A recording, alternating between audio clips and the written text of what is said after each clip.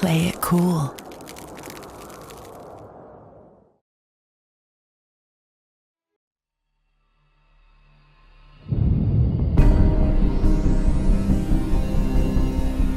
Home, a place in the world, a bright future.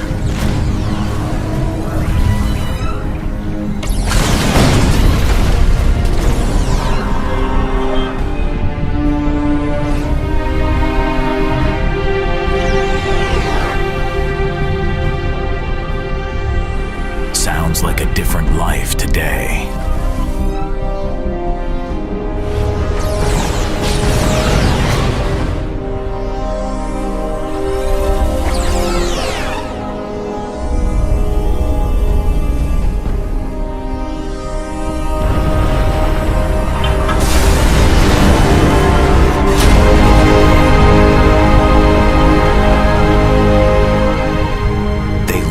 Here to die, a fate I will not easily accept.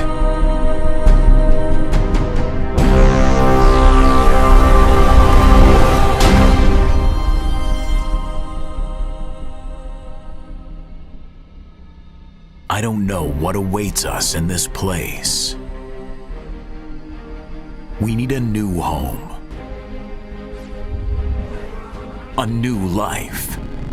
Just one chance to repent for our father's sins. We will build our cities and our ships again.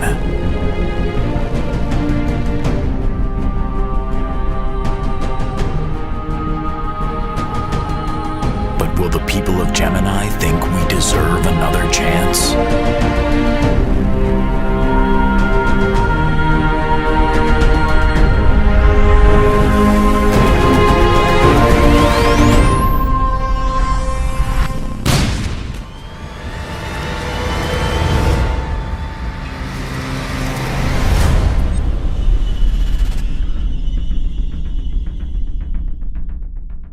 I think we're live. What's cracking, everyone? Hey, I'm Fred from opnoobs.com. You should already all know me, and I'm just gonna stop right there and say that's amazing, Zeno. I'm seriously pumped. I think. Hold on, sorry. Yeah, you guys could not hear me. I just got started. Now everybody should be able to hear me. What's up, everyone? I'm surrounded by Shane, Rob, and myself to do this interview with one of, if not my favorite industry professional that have come around in the past 2 years. That's the great Zeno. Zeno, how you doing? And let me preface this with, this is seriously a fantastic trailer. You guys are rocking it. You guys are killing it. This is hot stuff, so thanks for doing this. Well, hi Fred, and thanks for inviting us again here after this recent launch of Starpoint Gemini Warlords Early Access. Well, I'm fine, a bit tired, we all are, but I imagine. For now, we're pretty happy with the release and our community. The idea behind Warlords is to once again have community input define the development of the game, and we already have so many ideas pouring in on our forums. It's fantastic. So I'm going to get into that, but I also want to really integrate Shane and Rob, two guys who are close to us, part of the crew. Shane, Rob, like, you guys look at this trailer that kind of brings you into the world of Starpoint Gemini. What are your first impressions? And just kind of give us your first impressions, because I don't know if you're sharing my excitement, but when you really look at this stuff, it comes out as such a professional product. Yes. Shane, you want to go first or me? Oh, you can go ahead, bud. I can get after you. Yeah. When I was looking at the trailer, very epic, extremely fun to watch. And earlier this year, I reviewed a game called Rebel Galaxy that was released on Steam. Very, very fun. And I played Starpoint Gemini 2 and loved it. And I'm very excited for Warlords, because it's that whole, I love like the kind of spaceship battle kind of integrated with naval. And then I'm just a fan of role-playing games in general. I like taking the role of a character that you have to do a specific thing, whether that be saving the princess, saving the world, saving the universe, saving your mom, because it's Mother's Day, whatever it may be. This looks extremely interesting, and this is definitely something I would play. And you, Shane, like you've played space games before. Does this speak to you? Yeah, I'm a big fan of space. Haven't had a chance to play a Starpoint game, but looking at this game, I can say that they definitely taken their time with designing the cinematics and stuff behind it. It's very well choreographed. It's really impressive. One of the scenes that speaks out the most to me in this trailer is the scene that the guy falls to his knees and beats the glass. It really shows that there's probably a lot of loss in this game, and you're probably going to lose. But there is victory, so I say the game definitely speaks out to me. I'm super excited to get into it. Yeah, and the reason I kind of bring that up and try to get your initial comments, just from, at the end of the day, I know like the entire OPN crew is pretty much just a bunch of gamers who come together and get creative. At least that's the concept, is the idea.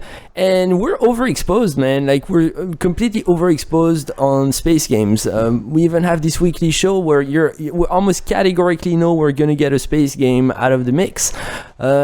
So I wanted to get the gamer's impression at first, because there's going to be a degree of skepticism just from the general community the moment we see a space game. There's a lot of competition this year, especially. They come in many, and you have some very successful titles this year, like the recent release, that actually the tomorrow's release, I think, of Stellaris, making some noise also in that space, for lack of a better term, and even bigger ones on the horizon. The name escapes me now, but there's a big No Man's Sky. Starship Citizen 2 is big on the horizon. So LGM is kind of like as a studio, is kind of like, you guys are well entrenched. You know what you're doing. You've been doing space games for a long time, and you've been very successful with your franchise. And I feel like it's a good way, it's a good entry point into a conversation about early access, because you're already entering access in a world of competition. And I want to know how LGM as a studio respond to a rising competition. How are you guys taking your recipe? How are you taking your game and asking yourself, okay, how do we keep true to our story? How we keep true to the Starpoint Gemini? And how do we evolve in the context that is a booming industry when it comes to space games? So I guess my question is, what are some of your challenges in face of the competitors, and where do you think that the game itself, Starpoint Gemini Warlords, and even the series as a whole excel? Like, what are you kicking butts at where others still have, at least you look at them and you say, well, we shine at that? Well, first of all, we are making a different kind of game. So we don't feel that we have a direct competition on the market, because every other game on the market that is popular right now is of different genre. Robert mentioned Rebel Galaxy. Rebel Galaxy is a fantastic game, but it's more similar to Assassin's Creed Black Flag, with its 2D plain naval combat style. It's really more similar to AC Black Flag than to ARC tactical combat in 3D space. Exactly. Then you have Elite Dangerous, which is fantastic. I love it. I'm playing it. But it's a cockpit view flight simulator, dogfighting flight simulator. Again, it's pretty much different in terms of smaller ships. We have big ships, capital ships. We have turrets on all four sides of the ship. And in later game, it becomes more of a really tactical combat and micromanaging your power, resources, fighter wings that you deployed, mercenaries at your side, and stuff like that. So that's where we are different. Now we did scratch with Warlords 4X element, but we are still not a full 4X game. We will have the ability to for players to have their own headquarters, to upgrade them, to unlock new features with those upgrades and modules, to deploy fleets, to conquer parts of the universe, and the idea is to become the most powerful warlord, of course. But it's still not big. You're saying there's a big component when it comes to RPG dynamics, RPG mechanics, the build up of working on with a base. And it's something I'm hoping we're going to cover when we contrast Warlords to the Starpoint Gemini series. But basically, you're saying there is a deeper world, kind of deeper universe that's very RPG oriented in many ways. That's something that our community wanted in SPG2. They liked it, but they said, please do a better campaign, give us more connection and better relationship with our officers, with the world or Gemini universe around us. And that's something that we are doing in Warlords. The story will be not just bigger, but will also be much deeper. And every action that you take during freelance missions or through the campaign will have some consequences. And the main thing is that we didn't want to force anything on players. So basically, if you encounter, I don't know, two ships battling each other, you do not have to choose between one or two. You can just wait for the battle to resolve, let them kill each other, then loot them. Of course, helping one of those ships will give you reputations with their faction, but just leaving them to kill themselves will give you more loot. So basically, you don't have to do anything, or you can just go to some other point. You don't even need to loot them or attack them or help them. So the RPG element will be much deeper. Also, the idea is to make the officers that were in Starpoint Gemini 2 like just cumulative bonuses to the game. We want to make them deeper, the relationship with them to be deeper, and that you really care about them, that you do not just check their bonuses and say, oh, this one is not giving me trooper strength, I need it for capturing. Okay. Yeah, not just stats, not like XCOM style where, okay, he stopped. Well, that was stats. But so you would say that like actually you guys went heavy on the lore, and I guess that's what you're saying, because you're essentially telling us we want to get emotionally attached to the characters, and typically, at least typically speaking, when it comes to game development, the best way to do that is through storytelling.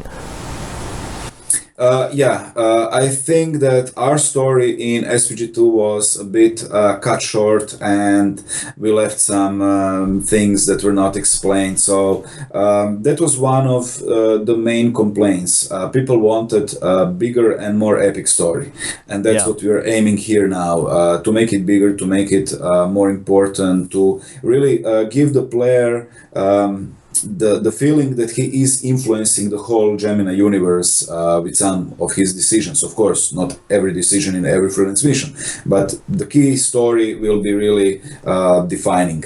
And I don't know, every Starpoint Gemini game has a new story. It's all in the same universe, but every story is a new captain. So basically, it's not really a problem if you never played any of our games before. But it must have been it must have been a big issue during those conversations between the heads of the studio, kind of the creative leadership. It's like this is now you're going. When was Starpoint Gemini 1 released? The very first one. It was in, I think, 2009. 2009, so 7 years ago. And the second one was in September 2014. 2014. So you're essentially like you have, so this is what I'm getting to. You have people in the community who understand the ins and out of the lore of Starpoint Gemini, and you want to stay true to those people. You want to bring a game that kind of builds off of that. And at the same time, I'm guessing you also need to have a conversation about how do we make it easy for people who've never played the series to jump on board and catch on easily and say, okay, so there's a whole lore, a whole universe to discover, and I'm starting at step one. Sure, maybe I can go back to the older series, but I'm off to a fresh start, and that feels good. At least that's what I'm thinking would be like the good business approach. But now my question is to the people who are very lore heavy, that they play games because they want to be completely immersed in a lore and they want to know everything about it. Do you recommend going through the Starpoint Gemini 2 series first and playing that game first, or are you saying no, you're fine just immersing yourself in Warlords? There's enough of a universe, enough of a story being told in that game only in its own bubble that you'll find what you're looking for. Well, we are trying. We also have on our official forums Starpoint Gemini 1 and Starpoint Gemini 2 lore. So people who are interested in lore and don't want to go through all two games and all DLCs before playing Warlords can just see the quick summary of lore. But the idea is that through the cinematic trailers and gameplay trailers, we try to explain the background. So every new story is a new captain, but we try to explain the background. For example, in this cinematic, you can see one captain who is running from a war in Sol system and is running through the Starpoint to Gemini system. And you realize that something bad happened back in our solar system and that he's trying to find a new home in Gemini. And you also, at the end of trailer, see that he is getting attacked by Gemini ships, because they do not trust him. And of course, it will be explained through the campaign. It's not in early access yet. It will be at the end of early access, but it will be explained that you are from the Empire, that the Empire tried to conquer Gemini and was repelled. And now people in Gemini don't know that the aliens from Starpoint Gemini 2 actually nearly destroyed everything in our solar system, and that this is the last remnant of the Empire left to die, and he just jumped through the Starpoint to Gemini. So he's not even affiliated to Empire at this moment.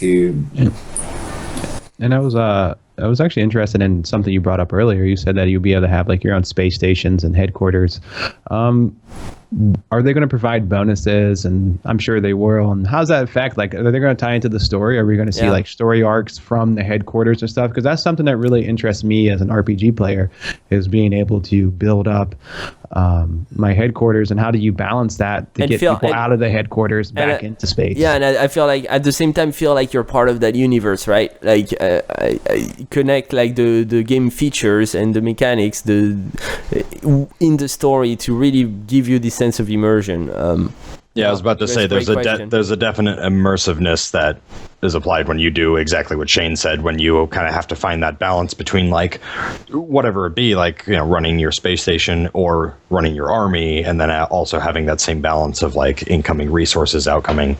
That's very interesting. It's what gets us going. Really, and I'm also interested, can it be attacked? Like, does something happen to it if you don't take care of it?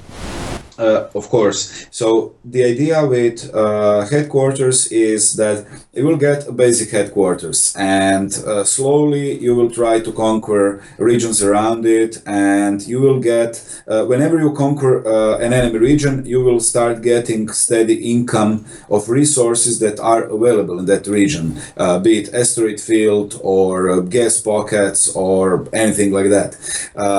And of course, with those resources, you will have to upgrade your headquarters. Every upgrade, every new module you build will actually unlock features that are previously unavailable in the game. Like when you build a research module, then you will be able, it's a new feature, you will be able to research your own ships. And those ships will be proprietary designs of your faction, so you can't buy those ships anywhere, but just build them on your station. So the product of your creative mind. Yeah, of course, and the community input we had. I mean, the whole headquarters idea was not our idea; it was community request through the Starpoint Gemini 2. They want to get the ability to conquer space, to have, of course, you can't conquer space just by going with your ship around. You need to have some base of operations where you can deploy fleets. So the idea is to have that blend of 4X and RPG in the headquarters. So you will need to deploy fleets on borders. You will have to protect your borders. Of course, if you move a fleet from one border to the other, that border will become vulnerable. You will have diplomacy, so you do not have to really just fight your way through the whole universe. So you guys are really digging into the strategic component of the genre as a whole, and And I guess that's a big step. You know, it's a big step in evolving the series. And we're gonna close on that. I don't want to skip steps of the interview, but we're gonna close on, you know, how does the community essentially want to see the series evolving? It's always a big question on games that are lasting for nearly a decade and keep coming out with new titles. But before we get there, I think there's a lot to cover, so I want to keep the conversation flowing. I think, sorry, Shane, just quickly, I want to cover some of the game mechanics before having a solid presentation of the game. I feel is important before we get into early access.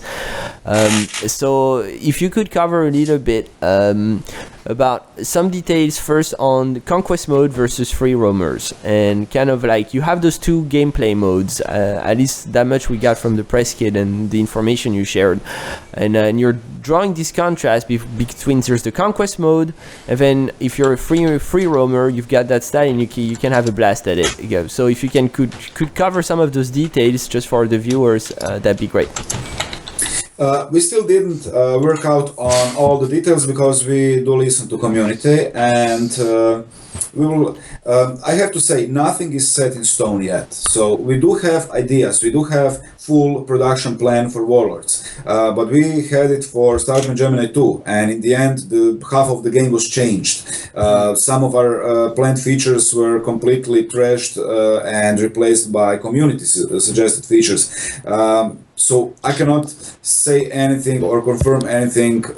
This will be like this. Yeah, maybe not. Maybe community will say, that's how you okay, guys work. This suck. Why don't you do, I don't know, something else like this one? And then the rest of the community agrees on it, and we try to implement. So. The idea is to have, of course, campaign mode, but also not to force it on players so they can just go free roaming, because the main focus of the game is still free roam mode.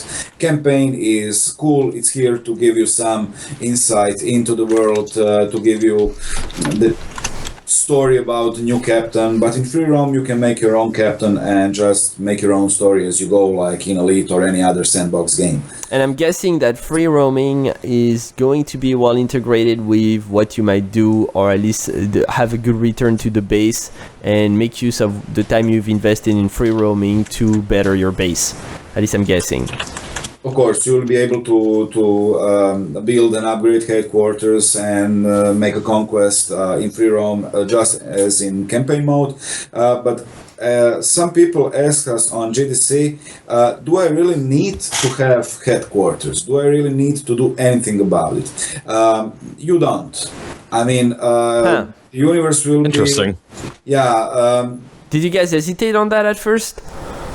No, that was the idea from the start. As I said, not forcing anything on people, but it will be hard. It will be hard because you are still a guy who just came from Starpoint.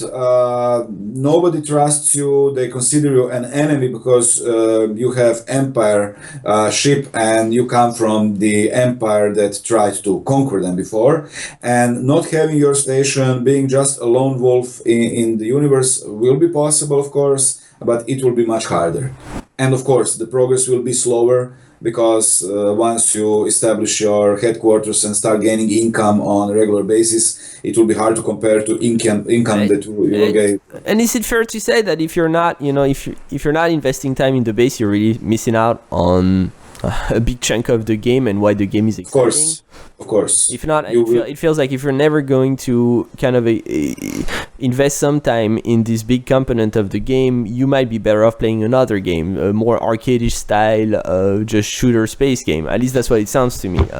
You guys are building this whole base so that it's, I hate to make the comparison, but I'm gonna do it anyway. It's kind of like the World of Warcraft, the latest expansion you got. The base was the core of the expansion. It was very Garrison. Yeah, the Garrison, and it was very well integrated. Whether you like the expansion or not, it was very well integrated with the entire universe as a whole, which is massive.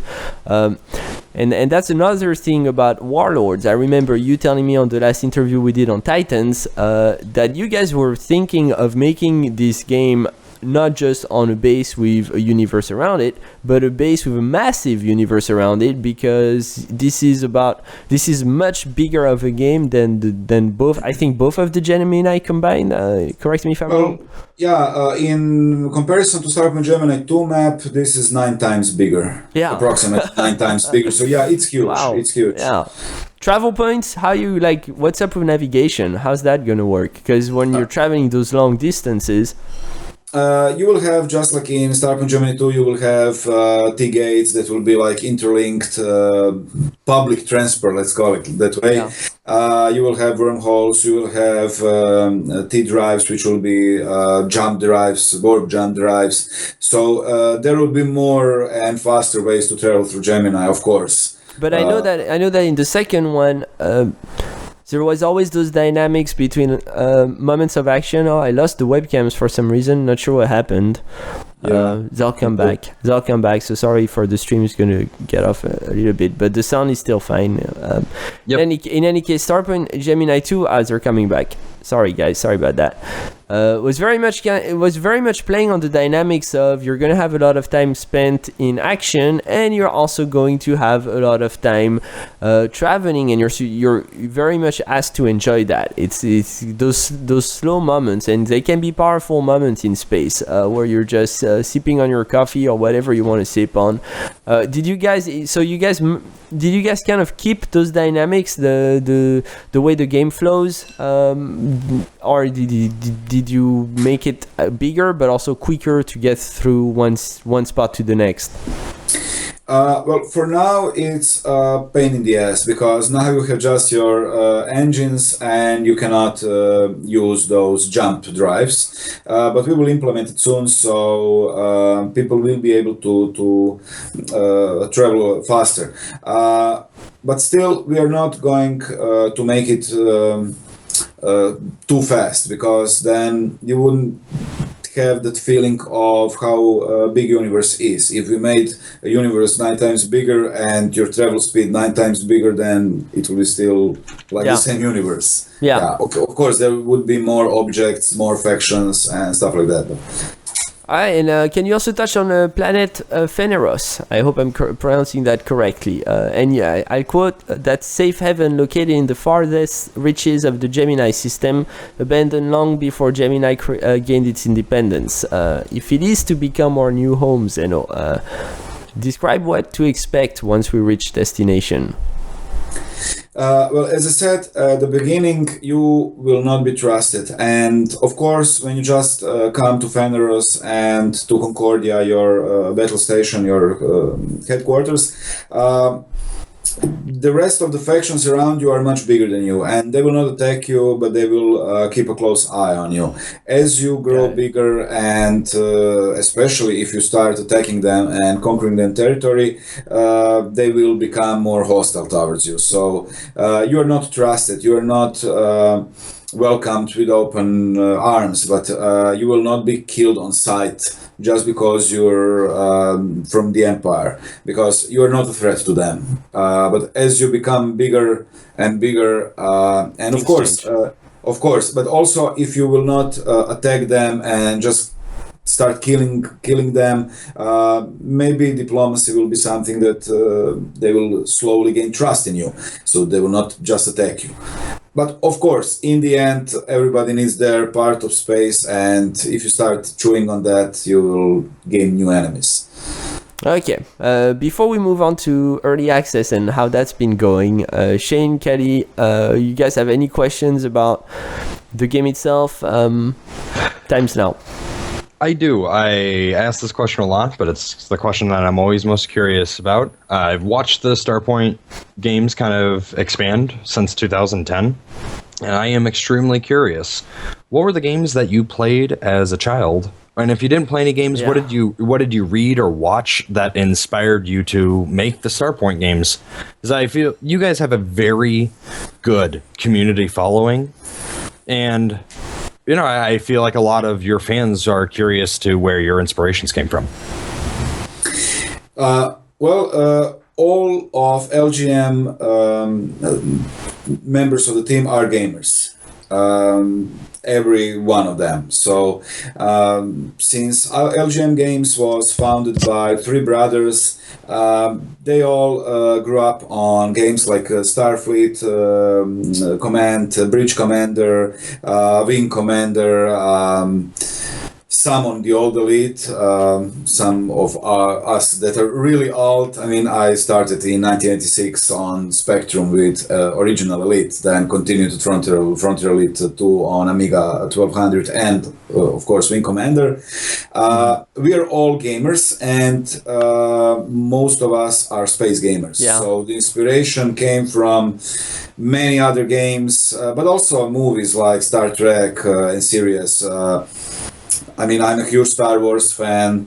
I read like Very good. 55 books from Expanded Universe. So yes, we are all space gamers. We all are SF fans. So inspiration is not something that was hard to have Right. after you have the whole life of gaming and enjoying sci-fi in your life. And everybody is like that. We have people that are 22, 23 years old, and people that are like me, 36 or even older. But we all grew up on those space games that were not just space games. I do play Warlords of Draenor, so yes, Yeah. I know of the garrisons and how it works. Yeah, exactly. But of course, not only space games, many other games were inspiration, because people often said that SPG2 is similar to Mount & Blade in space, but they would like to have it even more like Mount & Blade in space. Right. So that was one of the ideas of the community. As a new player, looking at this, I haven't had a chance to experience the games. This is like my first one. You talked about watching two ships battle and you can decide or not do anything at all.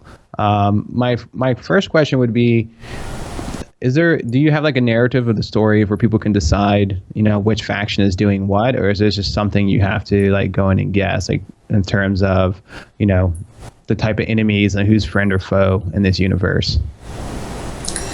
Well, everybody will be suspicious of you when you first start the game. So basically, there are no friends. There will be Feels some good. foes. Yeah, there will be some foes, and there will be many neutral factions. Most of those factions will be neutral toward you. So your actions will define how will that relationship unravel through the game. Of course, missions will give you some pointers on what you're doing, what reputation could you gain here, or who can you piss off by doing that mission, like installation rates or destruction, search and rescue, which will give you some plus reputation for a faction that you rescue. But also the idea with those missions are you can start a mission as a search and rescue mission, and then just find some artifact floating in the universe, and you will have a series of questions, try to find some clues, see what it's doing there, and that will unlock a reward. So basically, something that started as a search and rescue mission can turn out to finish as a science mission or repair mission. So the idea is to make that variety and to shuffle up those missions, not to have that, a boring feeling. Okay, I have to go there. Let's talk World of Warcraft again. Kill and collect quest. It won't be, the idea is not to make those go and kill 10 enemies, go and collect this, go and collect this, and go and kill 20 more enemies. So the idea is to shuffle those missions. They will be random generated. So unlike the story that will be written and everything, everything is written by hand, but missions will be random generated. So you will never be able to run out of freelance missions.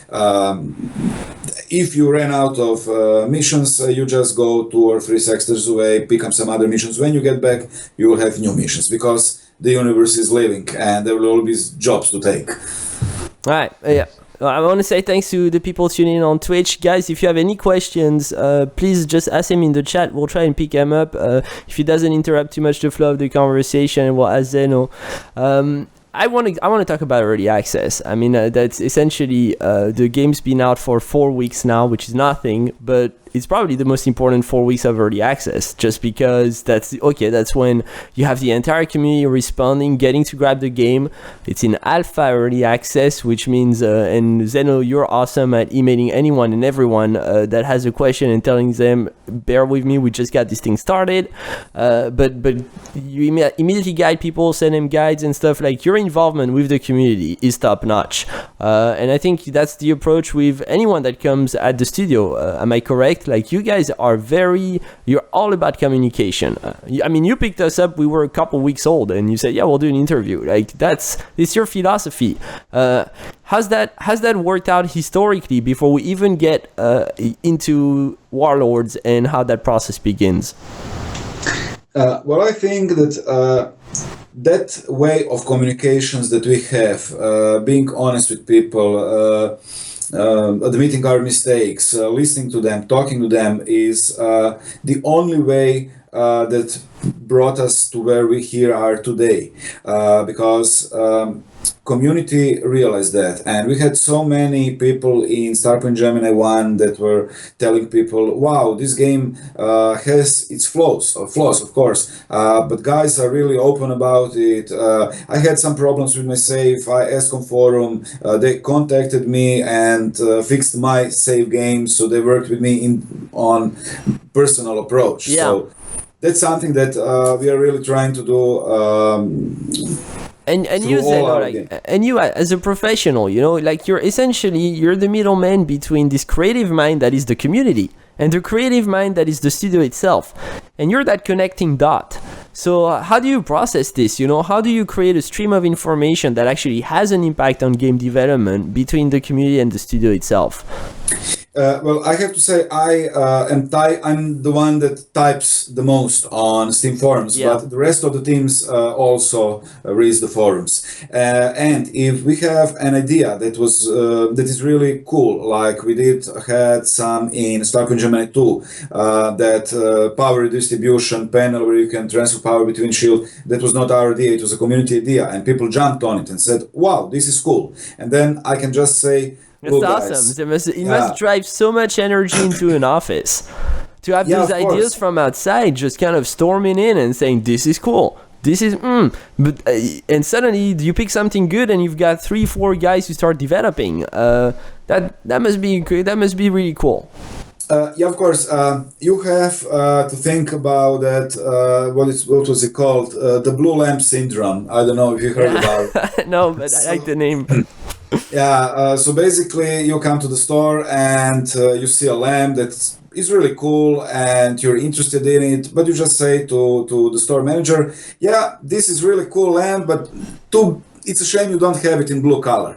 And then he goes to the warehouse and brings back the blue lamp, and you just say, well, yeah, I told you it will be better in blue, but I'm not buying it, I don't need a lamp. But so you have to find that filter between ideas that will engage the community and not be just. I mean, we had one question a few days ago. Will I be able to sell parts of the universe I conquer?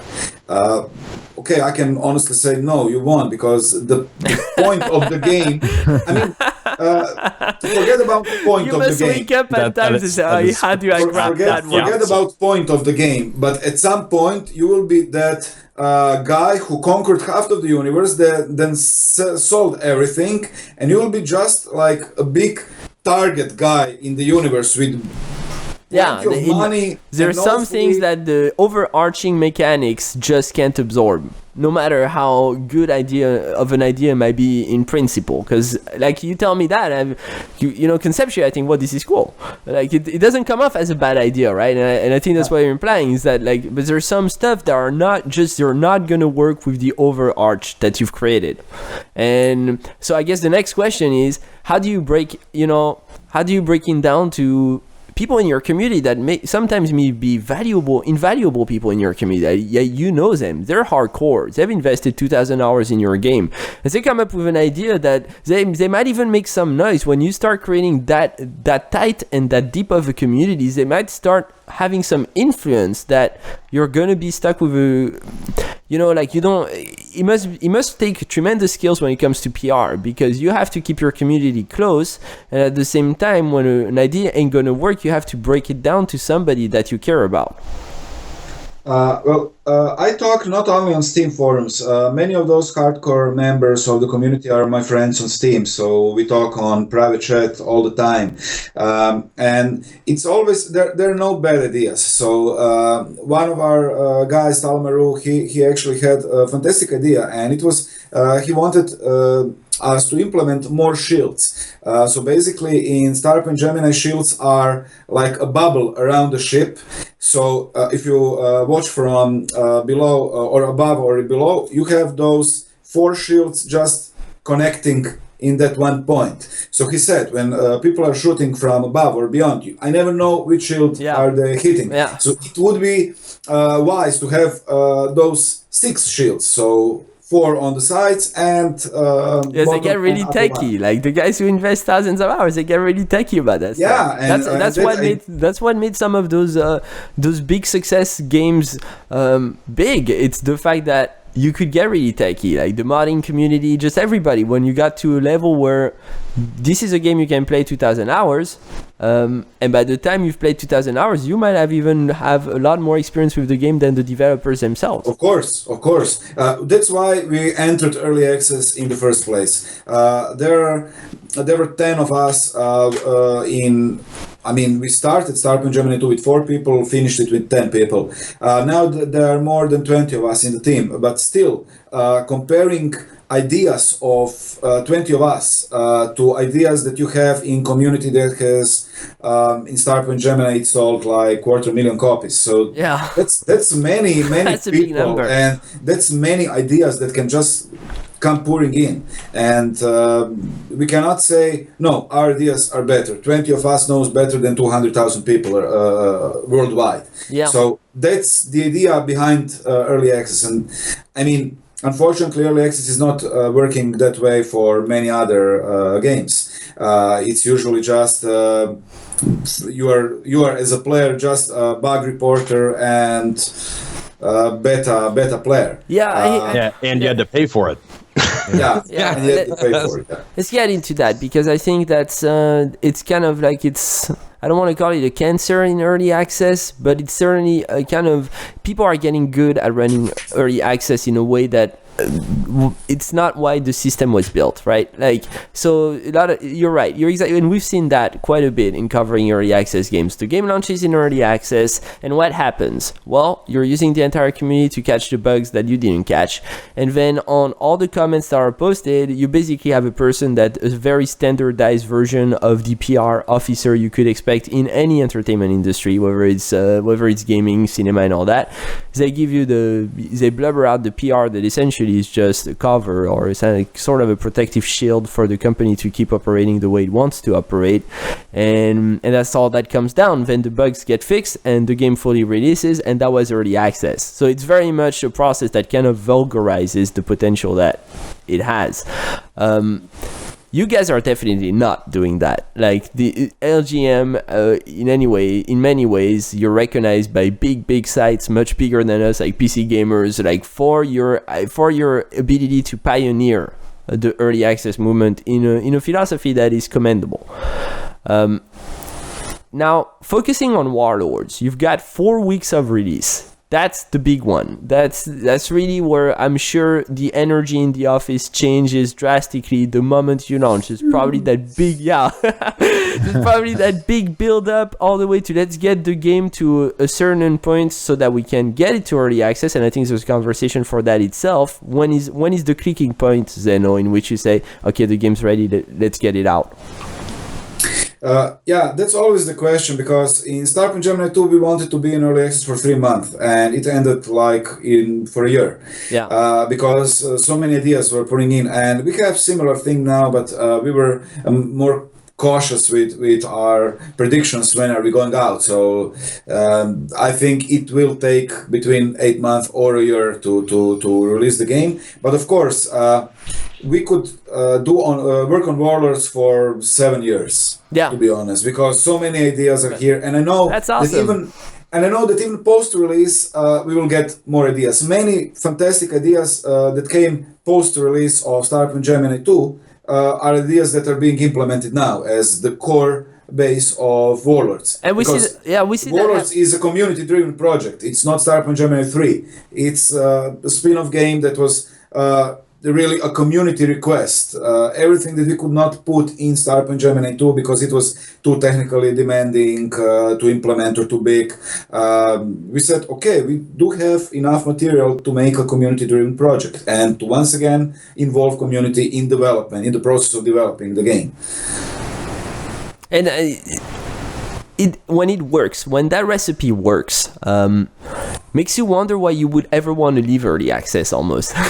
I know that sounds contradictory, you know, but when the community is gets so involved in developing the game with you, and the game is fleshing itself, and like you said, like you could look at Warlords and think this is a 7-year project because the community is just feeding ideas, and the game keeps growing. We see that happening not just in Warlords but in many games. I'm playing Space Engineers right now. When I get 15 minutes, how long has this game been in early access? You know, like, but the game keeps feeding itself off of the community, and I think that's a tremendous process. But at the same time, I'm also sensing from you that you feel like Steam early access is evolving, and maybe not in the way that you, and by you I don't mean just Zeno, the studio as a whole wants it to evolve. How is that connected to those first 4 weeks, Zeno? And can you identify some of those, the good and the not so good about those first 4 weeks? After a week or so, we got like 30 or 40 reviews, and no, even more. I think like 80 reviews. Out of those 80 reviews, 10 were negative, and I was happy about it. That's not bad. Yeah, that's very positive on Steam. Good, yeah. I was happy about one other thing. Every of those negative reviews were just bashing the game for having a crash, which is perfectly normal for a game like this and early access. And the way that we work in early access, as I mentioned before, we do not make the game then lock some features out and nothing you say matters. We have open game and people can just give us ideas, we can implement it, and you cannot have a bug-free game in that state. So none of the reviews bashed the game concept, bashed the idea of the game or behind the game. Some of those said, we will be back. We just want to have a playable version without many crashes. So they will all maybe just turn that review from negative to positive. And that's something that made me happy that day, because 10 reviews and none of those really negative reviews, negative in terms, guy, this game is shit, just trash it. None of those reviews were like that. Everybody just... So crashes is something that we have to deal with, and there will be crashes. I mean, it's not game breaking that majority of people can play the game. Majority can play the game. So you always have that problem. People who like the game, if the game works perfectly, they will just enjoy it and play it. They won't bother just coming to forums or writing. And people who had a crash will just go and write a negative review. They are more vocal about of course. Well, for the negative experiences are always the first one to come in. Yeah, that happens a lot, where people, especially with newer games and with the focus that we were just talking about with early access, people do tend to look towards the bad game mechanics, broken parts of the game, glitches, stuff that just doesn't seem right, bad voice acting, and I kind of feel like they don't take a step back and look at what the creator is trying to do, the whole scope of the game, and like everything else, because especially when it's early access, you know, it hasn't had the fine polishing yet. Yeah, of course. It's not even that, Rob. It's like it's barely in alpha stage. LGM is a studio, correct me if I'm wrong, that's asking you to, and it says, like, you go on the Steam page, that's the first thing it says in the game's description is why early access. This is going to be a process, and we're working with you. So, but at the same time, Zeno, to be fair, I can understand somebody that goes raging because he invested the little chunk of money saved up and the game breaks. But you Absolutely understandable. Yeah. like I get that it's because they're not thinking about you. They're not thinking about the studio, the impact it has on the studio. In these words, they think they don't have any impact. They actually do. They actually do have an impact. So I can understand that, but this stuff goes away. I mean, this stuff goes away, and we move on to the real early access. And that's kind of, it's a good leeway to the next question: is what are people happiest about, and what are they pushing for in this early stage of development? Well, for now, they really love the mechanics. Some people get confused with our fleet mechanic because this is just a basic version of the feature. It will be changed. It will be made much bigger. So this is not the final mechanic of the game. So they said, oh, I have a fleet, but it's one fleet. No, it's basic mechanic. You'll be able to have many fleets and choose which ships are going and where are going. So it will be much more strategic at that point. And I'm not saying about homeworld RTS style. So you won't be able to take. I mean, for now, who knows? If majority of community will want it, maybe we'll start working on something like that. But for now, the idea is to have fleet and to just sort to throw them on the different borders and micromanage them, and you can also always come to them and aid them in combat or defense if you're attacked or something like that. But it will be more like Risk, where you deploy your fleet to defend your borders and then decide, will you try to conquer the next region or just fortify your position. Not in homeworld way where you will just pick everybody and Zerg rush something. So how do you guys pace that in as far as game development goes? What's the timeline looking like for 2016? I mean, we are just going with the flow. We get new ideas. We do have planned features that we will implement. But the way we work, we will give you a basic idea of a feature and then wait for feedback because there's no point in losing 3 or 4 months of development on a feature that we'll put in and people will say, nah, please don't. Because right. It's bad for everybody. It's bad for us because the game is getting delayed. It's bad for people who backed us during the early access because they will have to wait more. So we give you a basic idea and then we work on it and also listen to the community and change what it's necessary if it's better. And of course, many times it is better when you get community ideas. And then we slowly work on it. I mean, slowly. We already released two updates since the earlier since the 4 weeks ago, the launch of the early access. And in a few days, on May 13th, we are releasing the biggest update so far. It will be a bigger content update. So we are trying to just keep the regular updates going.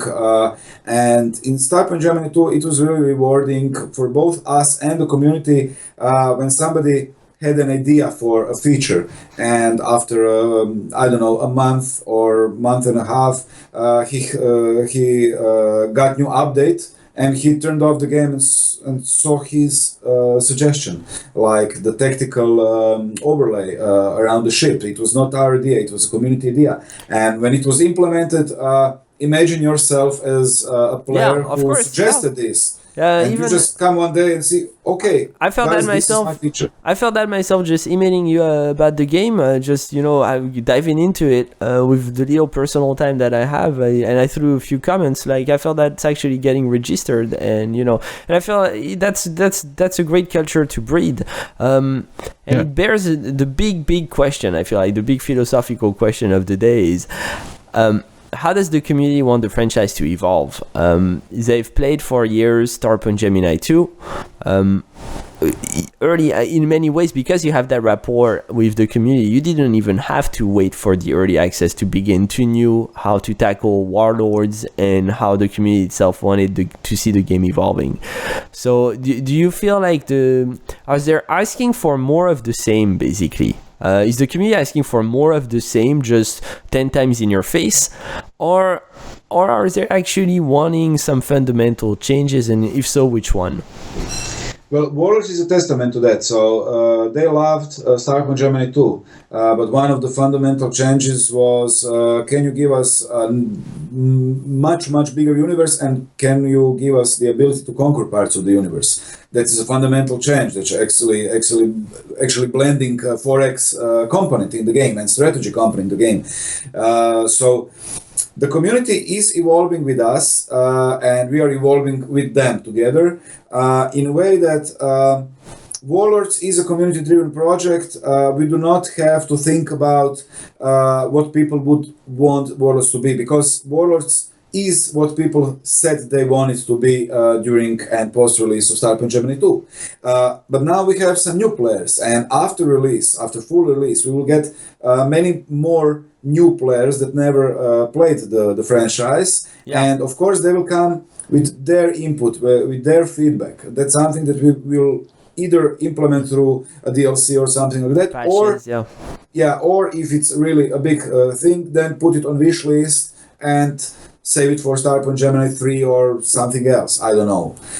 So it's not a problem to work with this community, because in early access you have your players that you know, and you know them, they know you, they know how the game works, they see what you implemented of new features, and they don't have drastic changes because this is their idea. This Yeah. is the change they wanted. They will not change it completely. Would you But say that- after release, you always get a huge flow of new people that never made the franchise, and that sometimes changes the way they look on the game and the way they want to see the game, the next project in the future.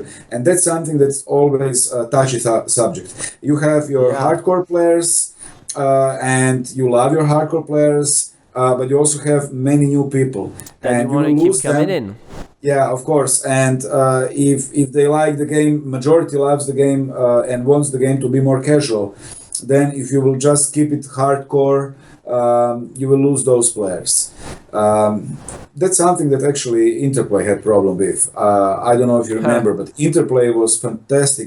They were really sticking to their motto, for gamers by gamers. But after some time, they were trying to just go with their community, and they were also always really thinking about their community. But that's They lost the potential new players because they were always sticking to what do you guys want? You're our players, you're our community. But after that, AAA budget involvement and as the games become more and more expensive, that community could not just save the Interplay, unfortunately. But every of their game was hit, and that's what people asked. Well, wait, you have Brian Fargo, you had Interplay, they made hit after hit and then just bankrupted. Go ahead, Shane. Yeah, I was going to ask, you talk about you're really community driven, and that's amazing. I actually have two questions, and it revolves around the same point. And changing your game based off what the community wanted, what was the biggest change that you did from the community? And on that same note, is there a change that the community wants that you just will not do on principle of it being like something that you believe in that you just can't change? Yeah, that's a hard question. Community liked the concept of the game, so they didn't want drastic changes. They wanted features like the ability to automatically fire on other ships, so we gave them to fire at will. They wanted, as I said, the tactical overlay around the ship. They wanted to store all their ships. I think that was one of the biggest changes. They wanted to be able to store the ships they captured. They did not want just to sell them, they want to collect them all. And that's cool. I like that. I think that's and great. we had to We're implement connectors. the whole garage module. That was something that we were just saying, okay, how do we do that? How do we save all those ships? What do we do with the weapons on those ships? Do we just leave them on or transfer them to new ship? So there were many questions about it, and that was one of the biggest changes. Yes, It's the management of it all, yeah. yeah. But I don't know. We do have. I mean, we don't have a principle. If somebody comes tomorrow and says, "Okay, just trash out the whole space idea and give us Starpoint Gemini first-person shooter," of course, we won't do that. Yeah, But extremists. but we did not had any drastic changes that would clearly completely change the way the game works, the core mechanics or anything, because our community loves core mechanics, so we're just building upon that over time. And I don't know, as I said, somebody asked if they could be able to sell the conquered space. That's something that we will just say, no, you won't. But it's a simple reason, because we do not have game over in Starpoint Gemini 2, and we will not have game over in Starpoint Gemini Warlords. So if you die, you will reload. I mean, we are still working on the death mechanics and how it will work. But in Starpoint Gemini 2, when you died, you just got loading screen. And if you would really be able to sell everything and then get killed, I don't know, you don't have anything at that point in the universe. Yeah. So you can just reload the last save, and somebody from other factions will just come and slap you and game over. So it would be a game over. We don't want that. That's the reason why we would always turn down the idea of, I don't know, selling conquered parts. And one of the questions from chat was they were curious to how much of the game requires you to manually aim or use the space combat. Like you was talking about the auto lock feature. Like how much of it is manually? Like you have the player do it yourself. As much as you want. So fire at will is option that is basically commanding your tactical officer to fire at nearest ships from all turrets. Also, if you mark your target, a specific target, every mercenary fighter and your main weapons will fire on the marked target. It will you will lose some of the accuracy on fire at will options, because it's just chaotic shooting on everything. But of course, if you just disengage fire at will, you will be able to target manually. But it's better to aim manually. You said your shots would be more accurate that way. Of course, more damage and more accurate. But in the later stages of the game, you will sometimes be surrounded with many ships, and you have turrets on every side of the ship. So you cannot aim at two sides at once. You cannot manually aim at everybody. You will be able to focus on one ship, say mark that target, say everybody to just focus DPS on that target, and you manually aim that target and then go ship by ship.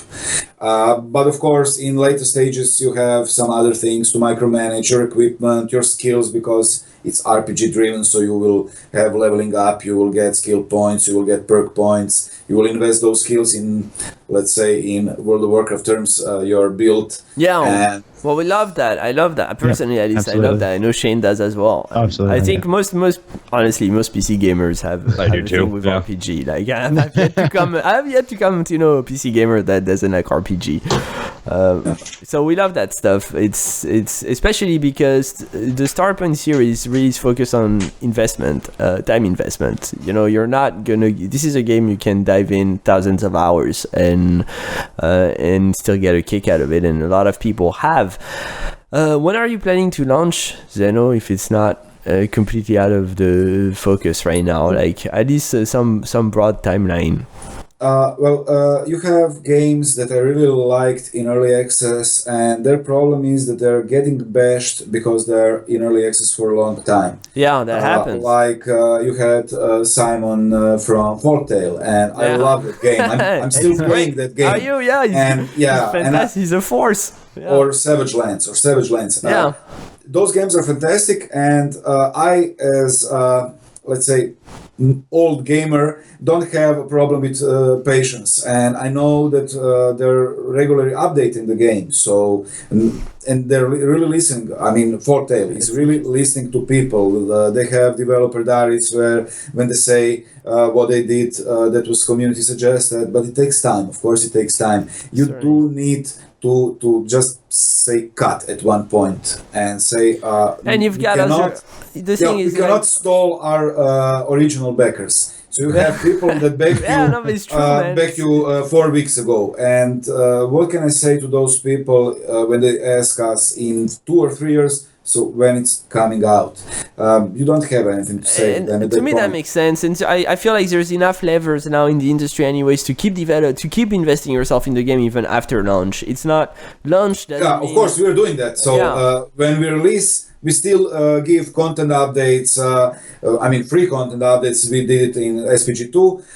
We also had one DLC that was completely free of charge, and I still think it's one of the biggest DLCs available on Steam because it is the original Starpoint Gemini campaign ported to that new engine. You guys are almost too generous. I think we won't do that again. I mean, it was really time. No, seriously, very generous team. I mean, we do not regret it because that's something that people wanted and that's something that we wanted as a team. Because Starpoint Gemini Jedan 1 was having some problems because it was the first game that was made by LGM and the guys didn't had any experience in developing games, so it was a learning process. It was almost a pilot, Starpoint Gemini 1, I seem to understand. Yeah, you can call it a pilot. So after that, the story was still good. The story was actually twice as big as a campaign in Starpoint Gemini 2. So that was the reason, okay, well, let's do it. Let's put it all in new engine. People asked for it. And then it was about how much we will charge it. Well, it's a first game. We did charge it when we released it. Yeah. So, yeah, screw it. Let's give it for free. I mean, those people already have... some of those people who backed us in Starpoint Gemini 2 Early Access got Starpoint Gemini 1 for free. So they already had the game, first and second. And now just charging them for new iteration of the original game that they already have would be like double charging, and we felt it would be like, maybe not scam, but unfair and unnecessary at that point. Is there a reason why you didn't call Starpoint Gemini Warlord Starpoint Gemini 3? Yes, as I said, this is a community-driven project. This is not our game. This is a community game.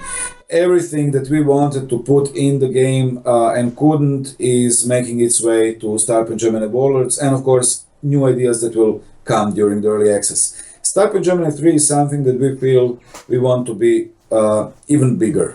Even more grandeur scale. Just space-wise, or maybe, I don't know. I'm throwing production-wise. From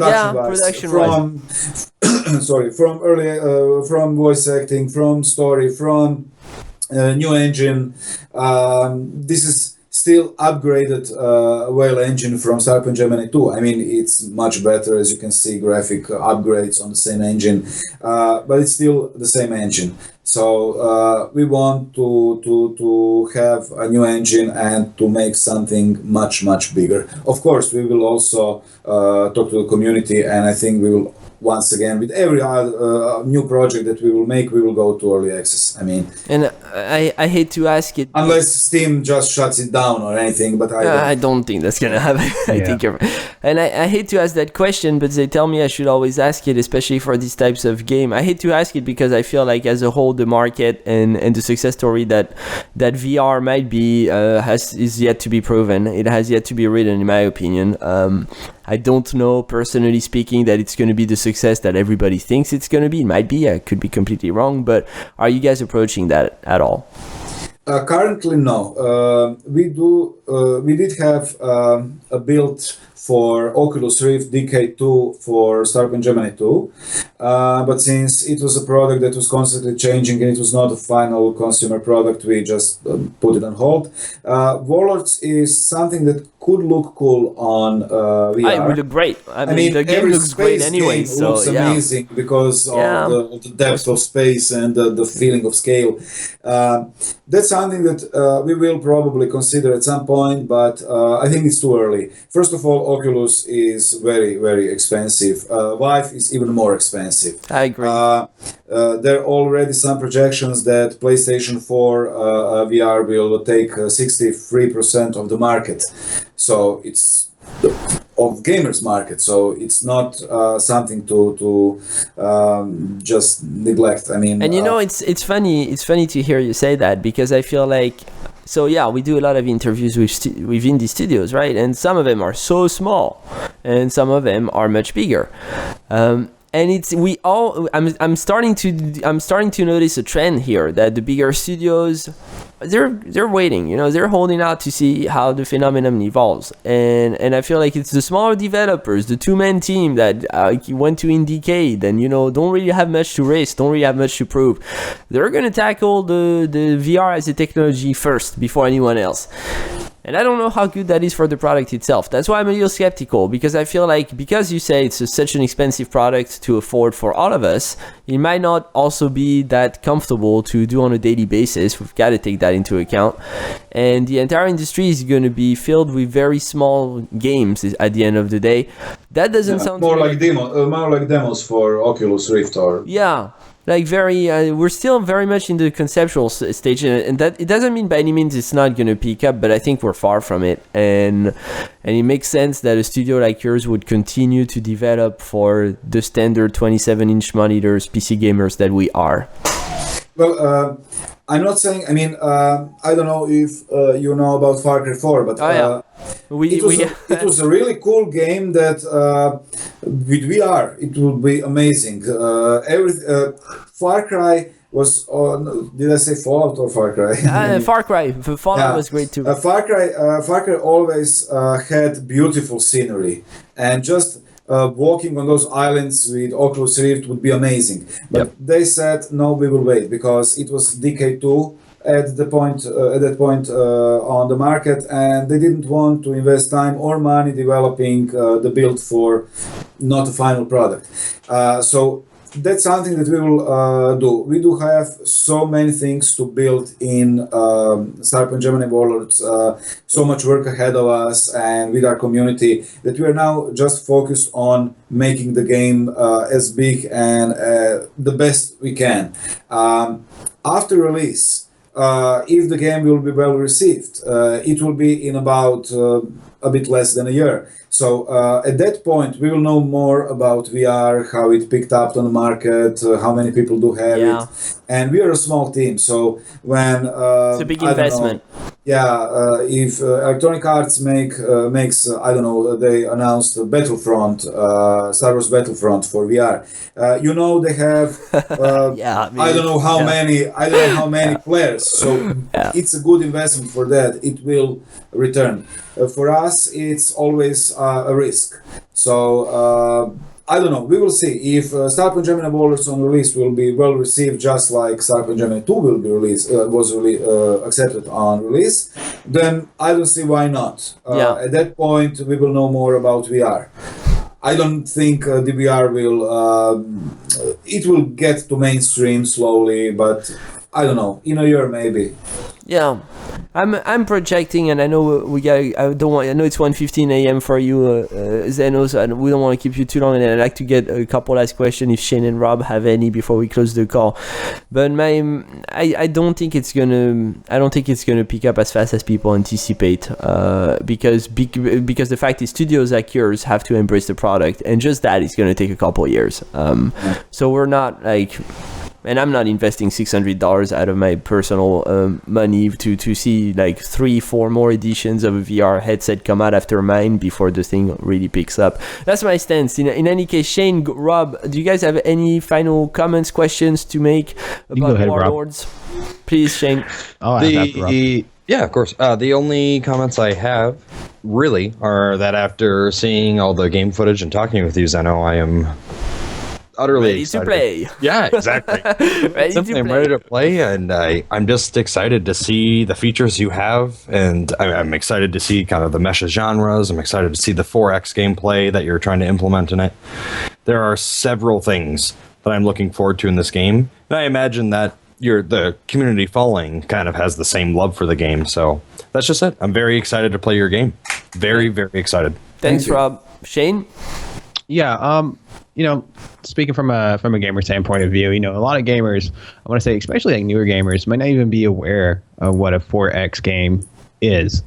And my question to you is, how friendly is this game to somebody who's never even been in your genre, period, or brand new to 4X, like completely, like someone jumping in for the first time?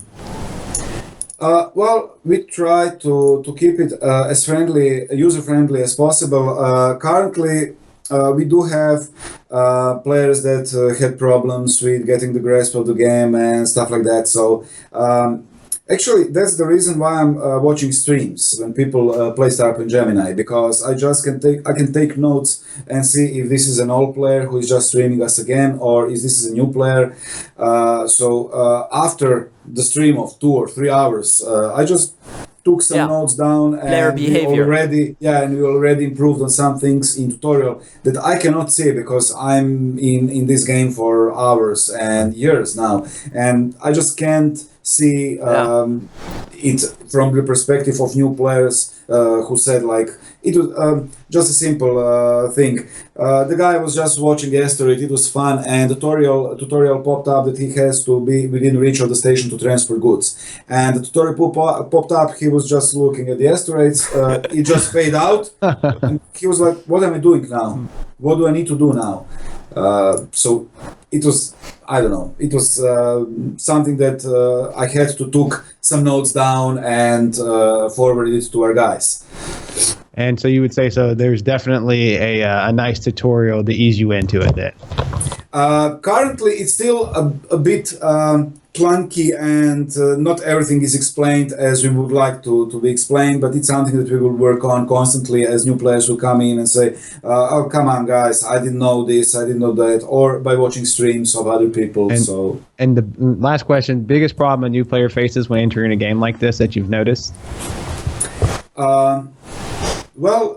Mostly we have problem with people who played something and they think that this is, I don't know, let's say they want to Star Citizen, and Star Citizen is not out yet, and now they're expecting Starpoint Gemini Warlords to be everything that Star Citizen will be, but for half of the price. And right now. It sounds And like right now, so I don't know how I'd cope with that. Yeah, that's painful. But honestly, you guys are not, you're not bad. Like, you're not making it easy on any gamer. I stepped in, I played my first combat, I died miserably. Of course, I'm also the laughing stock in my community that I suck at video games, but like I literally jumped in and this is my gameplay footage that you're watching at right now, and like I got tortured, and I was like, okay, I can't talk on TeamSpeak, guys, I actually have to focus. It's not gonna work out for me. So well, Fred, we're getting older. I mean, I love Red Solstice. I love Red Solstice, but I'm not a competitive player anymore. My reflexes are. I mean, Doom is coming out on when our next update is coming out. I'm excited. Are you excited? I am utterly excited. I'm pretty psyched. Overwatch is kicking my butt. I mean, I won't even. And it's been in. very good. But on that same note, I'm so excited for you. Yeah, but I am getting old, and I step into those competitive games, and it's just like my reflexes, I can't compete anymore. So I actually need a personal experience. I need an offline experience. The games I enjoy the most are the ones that I'm competing against artificial intelligence, because I'm still better than that. Yeah. And I hope to stay like that for a long time. Zeno. I do have something to say in the end, and just a second. For people in chat, I will try to do this. Oh, you're too awesome. Zeno, you're too awesome. Just a second. No, but it's upside down, of course. No, we got it. We got it. I'm guessing these are 3 giveaways for Warlords. Pick them up, try them out, and the first one who lock them in the chat, the game is yours. So run onto Steam and try and grab the games. The game generously, nicely donated from Zeno, probably my favorite industry professionals in my 2 years at OPN. Zeno, you're a superstar. Thanks for talking to the smaller communities and keeping them happy and making great games, because you always count on us to promote. We're huge fans of what you create and the culture in which you create them. So you've got the 3 game keys, guys. Zeno, Thank you. Yeah, this is for Warlords. I didn't mention it. yeah. And the reason, and I'm just showing it on camera because I don't want any bots to pick them up automatically I in chat, get it. which Yeah. often Oh, that's often fantastic. happens. Yeah. That's a big value, guys. The game is fairly priced for the content that you have, but it's also not your $5 indie. So you're getting a lot of value generously donated from Zeno and the Little Green Man Games. Big hats off, especially on the guys who do the skies of your games. They're so poetic. And I know, like a lot of people say, well, it's space, it's always going to look great. But I really feel like Starpoint brings a lot of poetry into the mix. These are... Yeah. There's, you almost have this atmosphere, yes, space, but also the work of a painter to kind of, it's painted. To me, it feels painted and it works really well. It's superb. It's immersive, especially if you play that on a big monitor with all the lights out and the sound going up. You've got those moments of tension. You've got those moments where you're just swimming through the space with the silent sounds. It's epic. Like, you guys have a game of epic proportion. Hats off. We'll keep sponsoring, supporting as you guys continue to develop. We'll watch closely. Zeno, again, you never say no when we ask you to come on my Hellscream in I pretty love big it. size. You've got like Oh, dude, Hellscream, nice. That's awesome. The entire That's crew awesome. here, like Shane and myself, big World of Very Warcraft cool. fans, like for sure. Zeno, thanks. I'm not sure if people managed to copy paste this, but I hope 3 people got Oh, it. they're all gone now, I'm sure. I'm sure they're Yeah, I'm sure they're all gone. everybody left the channel. It's just you and I now. Oh, and the last thing is Zeno. Thanks for coming. Is there anything you want to say about the game? Anything that we can look forward to that you may not been able to get out here recently? Anything to look forward to in the immediate future? Well, I will keep it a secret because the next update is coming in, what is that, like few days? 5 days. 5 You said days, you said the 13th. Yeah, 13th. And, well, if they have Warlords and are not playing Doom, we will have some surprises for them. I was about to say, are you Something going big coming soon. You're Are you gonna do optimistic, Zeno. Are you going to do anything special for Friday the 13th, since weirdly that update coincides with that date? Well, I don't know. Maybe something will come up throughout the week, but yeah. Do you have a minute? Can you go off topic? Are you excited about Doom? As a gamer, I tried beta, and no, I'm not, because Doom was, I don't know, Doom was always about skill. You had weapons on the map. Everybody was starting the same, and who was the fastest to get to I don't know, BFG or anything, he would have an advantage. Now it's all again Call of Duty style. You have perks, you have level up, and Oh, you scare me when you say that, because I feel Isn't like that irritating? I I'm feel sorry. like Doom 1 and I feel like Doom 3 kind of did a good job in the sense that, it was a worthy attempt, and I would give it like in a very American way. I would say A for effort, in the sense that, okay, I played this through, it was enjoyable, I recognize some of the Doom culture in the game, and just for that, fair enough. But this, they're kind of, they're hyping this one up as, they didn't call it Doom 4. If you YouTube it, you actually have to type Doom 4 to find it, but it's Doom. Like, they labeled it Doom. And for me, that's kind of, you're taking a step that's basically saying we're going to recreate the epic experience you had when you were 10 that years old. was something I hoped for. Yeah. And that's why I'm a bit disappointed, because just getting to that Call of Duty mentality with those perks and stuff like that, it always gives you advantage. The moment you spawn, if you, I don't know, buy the game in 3 months, the moment you will spawn, you will already have people that will be bigger or better than you and will have advantage. I mean, it was the same thing in old Unreal Tournament and Yeah, I was Quake about 3 to say- Arena, because if you knew the map, you would just know the fastest way. But it was something that involved playing, and I don't know. But I would I agree. I would agree with understand. that for the most part. I would say though, and I'm saying this because on our website on opnews.com, I wrote an editorial about my opinion on Doom and why I'm actually excited for the new Doom. Is because one, like everyone thinks, Fred is a fanatic about it. The trailer looks great. Yeah, I'm excited, but it's Zeno, just, but but I'm it's really just excited the trailer. for That's just multiplayer. kind of it. I was excited for the multiplayer because I personally love, just like you mentioned, Quake 3 Arena, Unreal Tournament. I loved arena style shooters. And though I would agree that like the power up system and how they're implementing it is a little Call of Duty-ish, I think they'll still be able to hold out on their own. And the other thing that I just have to mention too is that I was one of those people that was so severely disappointed with Doom 3 that after beating it, I never even thought about the game ever again. I was just so disappointed that it turned from this like I am surviving to save everyone to I am surviving because I'm scared and something's going to jump around a corner and get me. And I think that Bethesda does have kind of a track record of creating games that tend to be like, here's the base game, mods have fun. I don't know what will be.